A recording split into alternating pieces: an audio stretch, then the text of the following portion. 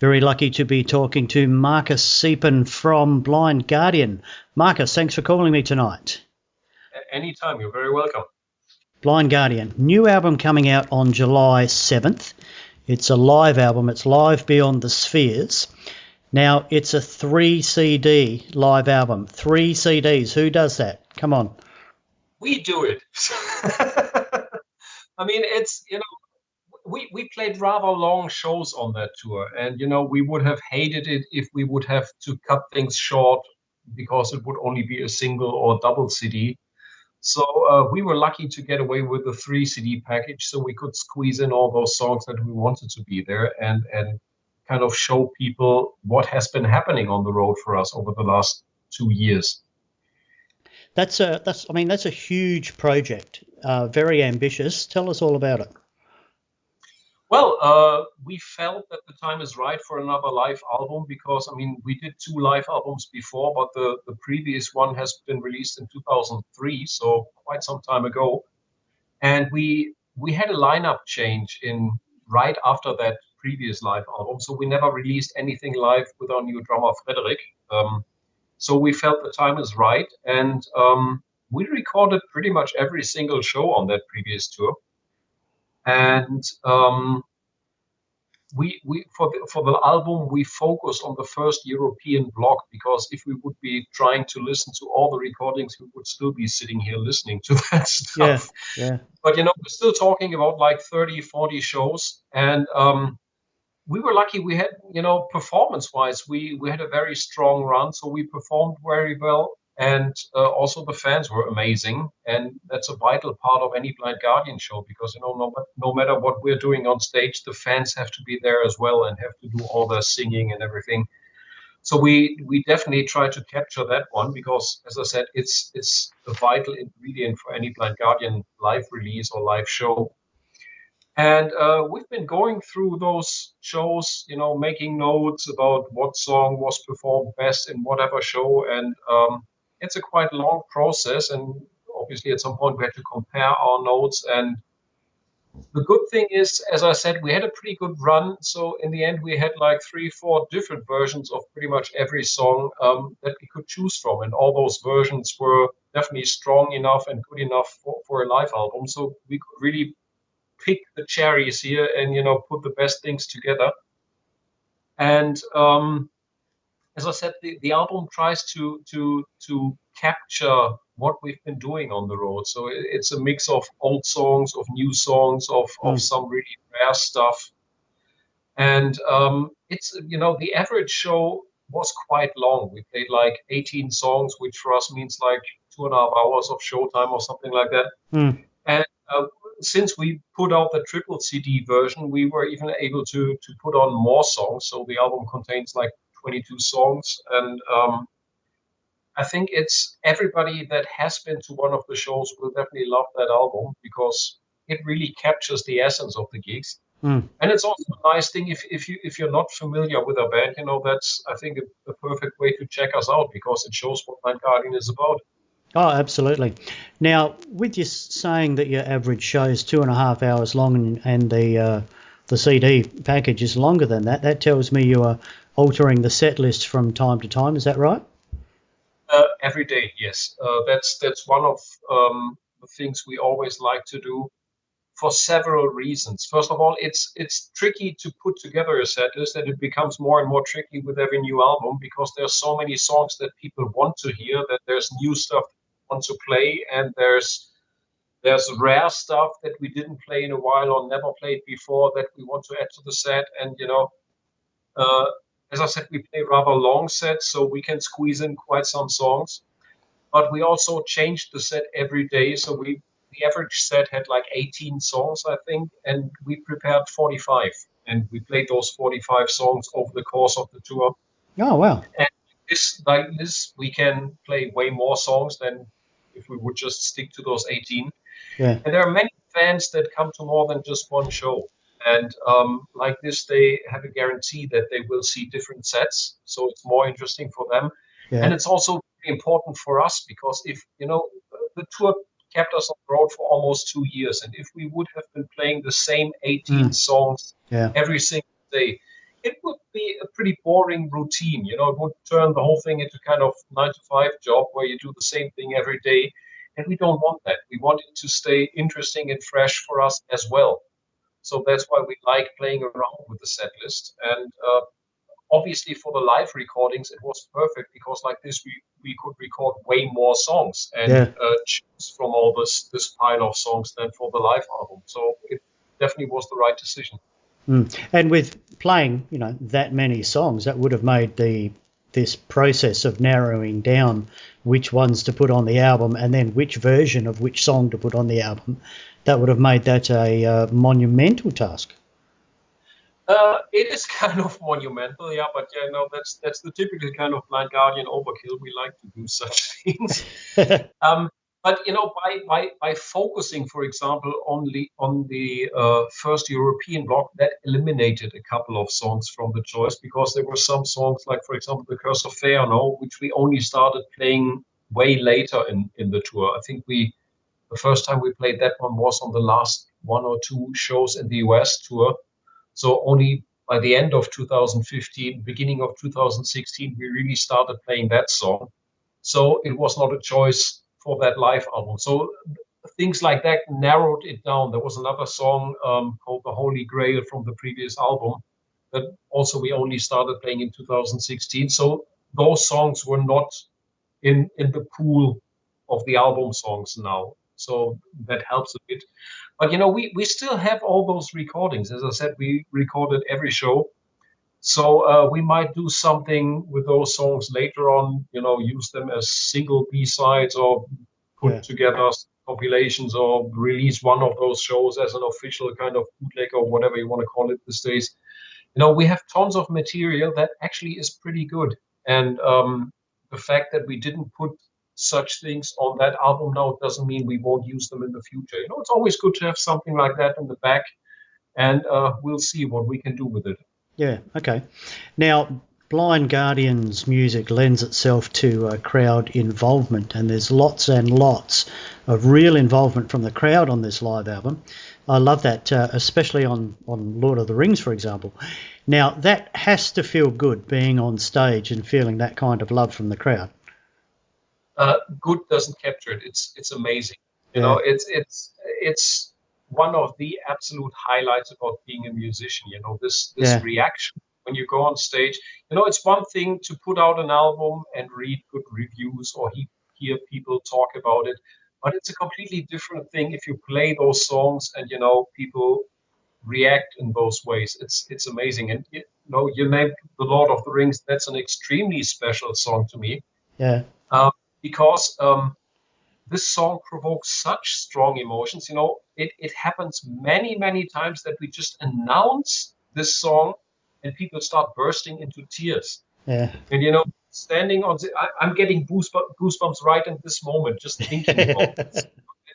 Yeah. If you're standing there on stage and you tell people, okay, the next song will be blah, blah, blah, whatever, and they start crying. That's so fucking intense, it's amazing. And Yeah. that's a vital part, as I said, of every Blind Guardian show, because the crowd has to be there as well. Yeah, amazing. You're a very lucky man. Do you find yourself just sort of stopping and sort of looking sideways at each other on stage and go, yeah, this shit is happening? It happens sometimes, yes. I mean, whenever something very unusual happens, this crying with the Lord of the Rings is very intense. Then sometimes things happen that you're just not prepared for. We played when we play in Warsaw, and we play the Bard song there. For Yeah. whatever reason, people, the whole crowd, and we're talking about sold out shows, everybody is sitting down when we're playing the Bard song. And the first time it happened, we were on stage, we were like, what the hell is going on here? Because it's pretty unusual. Suddenly everybody's sitting down and they're singing so loud. And I was told later by fans, from Warsaw, that this was not something that they planned or that they talked about before. It's not that they met and said, oh, let's do something special. It just happened. Somebody, whoever, some small group of people were just sitting down and everybody followed. And, it was such a beautiful moment. It was amazing. And such moments, yes, they are special. And you look at each other on stage and you think like, whoa, what the hell is going on here? I really like it. It's special. Absolutely amazing story that. Anything else we want to touch on the album? Well, the album will be released on July the 7th. I think we mentioned that. Yep. I'm pretty sure everybody that has been to the shows will love it and definitely check it out. We tried to put together the best possible package. And if your favorite song should be missing, I am very sorry, but we still have all the other stuff in the back, so we might. Until then, enjoy this version. 2 years since you released Beyond the Red Mirror. How did that album go? It was perfect for us. Reactions has been very, very positive. And one thing that I really did not expect was the people's reactions when we played those songs. Because, I mean, obviously, we're convinced about the songs, we're very proud of them, and we knew that people would like them. But what normally happens is if you release a new album and you go on tour and you play new songs from that new album, reactions are positive, but they are calmer compared to when you play the old classics. Yeah. Because normally, people know the old classics inside out. They know every word, and they just go for it. While with new songs, they have a tendency to listen more and pay more attention and see how those work out live and how we might rearrange them for the live performance and everything. So reactions normally are a bit calmer compared to the classics, and it has been different with these new songs on this tour because they seem to be immediate classics. The reactions have been pretty much the same compared to whatever Nightfall or any other song. Yeah. And that's something that we were very happy about, obviously, but we didn't expect because we were prepared, for getting some calmer reactions. We knew the reactions would be positive, but what then happened later on, it blew us away. We were very happy about that. Excellent. Now, as with most albums from Blind Guardian, the sound is huge and the songs are epic. Now, that must take a lot of work. Now, is it something that you worry about reproducing that sort of sound and feel live? Not at all. We completely separate those two things. Whenever we work on a studio album, we just record everything that we feel that has to be there. And if that should be like 40 guitars and a huge choir and an orchestra, then we just go for it. And only later on, when the album is done and we're about to go on tour, then we have to kind of relearn those new songs and rearrange them into live versions. Because Yeah. obviously, if we record 40 guitars or even more, whatever, in the studio, on stage there's just Andre and me, so there will only be two guitars playing. So we have to really go through the songs and find out what are the most important lines, concerning guitars. Do there have to be a rhythm guitar and a lead guitar in a certain part, or should I also switch to lead guitar if there's harmony leads that have to be there, or should Andre also switch to rhythm guitar if we focus on that? Same for the choirs. What's the main lines that have to be there? So who is singing which voice, or which voice does Hansi take?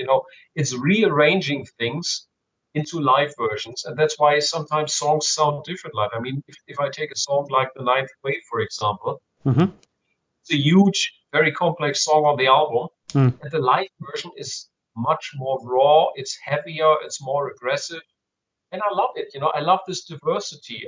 I like it if the band live sounds different compared to as it sounds on the album. Yep. Because if it's the very same thing, then I can stay at home and listen to the album.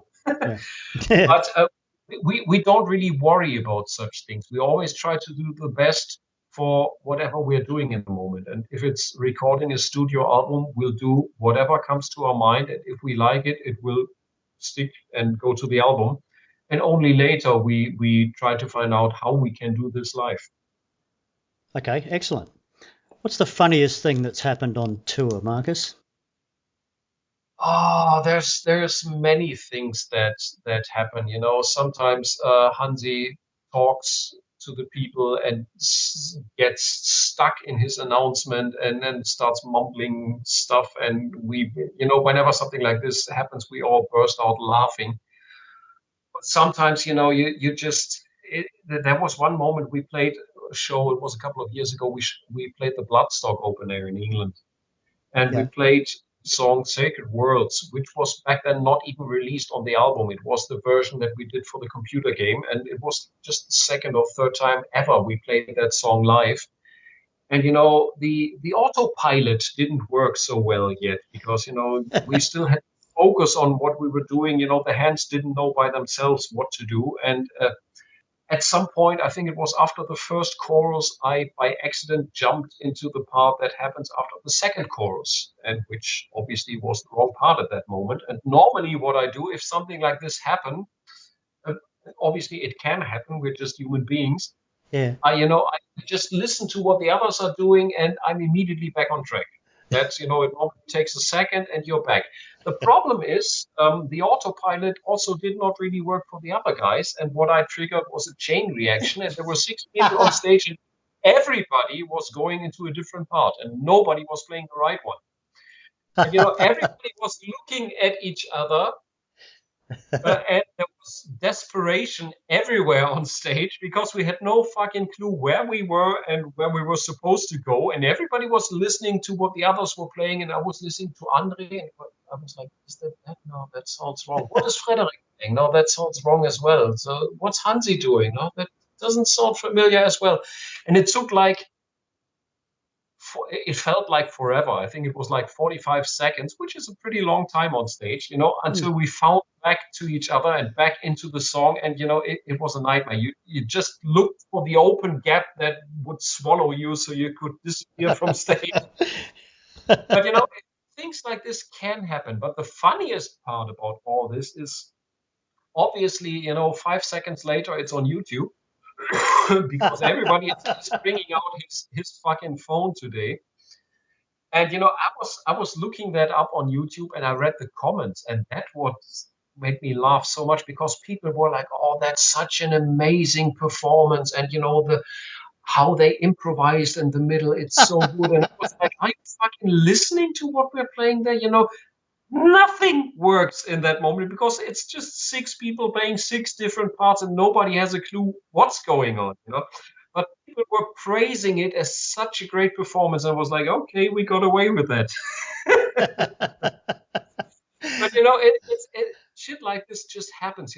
As I said, we're human beings, and you have good days, you have bad days, and sometimes you fuck up. But that's life, and on stage you have this one shot, and if you miss, then well, things like this happen. But it's part of the fun. Normally if somebody fucks up on stage, as I said, normally you just pay attention to what the others are doing and you're back on track immediately. And everybody laughs on stage for some seconds, and then you're back doing the song. But that moment in time, I just triggered a chain reaction and kicked off everybody. And yeah, it was just one of those moments. Wow, I didn't expect an answer like that. Excellent. Right. New album coming out very soon, the live album, as we mentioned. What's happening in the world of Blind Guardian? Are you going out on the road again to support this, or are you using this time to take a little bit of a break? We'll play a handful of shows, so it's like 10 or 12 festivals over Europe, but it's not really touring supporting the album. I mean, we pre-supported that live album by doing the tour where it was recorded. So we focus on songwriting. Writing for the next studio album has started already, and we'll finally finish the orchestral album that we've been working on forever. It's only Hansi's vocals that are still missing, and he can finally finish his recordings this year. The original idea was to go back into the studio in breaks that we had in between touring blocks, but we completely underestimated the how demanding touring is for him, because obviously his voice is affected if you're on the road for 3 months. After that, you don't go home and go back to the studio on the next day and record for an album. It doesn't work. He needed those breaks to rest his voice and be fit for the tour again. So we had to abandon that plan, and he can finally finish his recordings this year. because after all, there will only be like 10, 12 shows. Yep. So the plan is to release the orchestra album next year. And as I said, in the meantime, we're working on new songs. And whenever they are done, we'll record them and put out the next studio album. And then we'll be back on the road again. How do you see the world for our type of music right now? Are we in a good place as far as the metal genre goes? Yes, I definitely think so because I mean we're one of the lucky bands that can play anywhere on this planet. We played on all continents, and wherever we played, there was a devoted crowd that knew the songs, that had fun, that sang with us, and supported the band. So I think the global metal scene is a very strong community.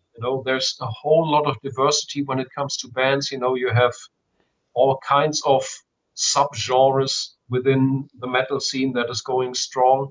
And I like it that way because, all those little genres within the metal scene, it adds flavors to metal in general. And, everybody can pick something for himself. I think it's a very healthy scene. As I said, it's a global thing. It's not that it's strong in Europe and weak somewhere else. It's really a strong thing everywhere on this planet. So I'm pretty happy about how the scene developed. Which Blind Guardian song do you think you'll always have to play?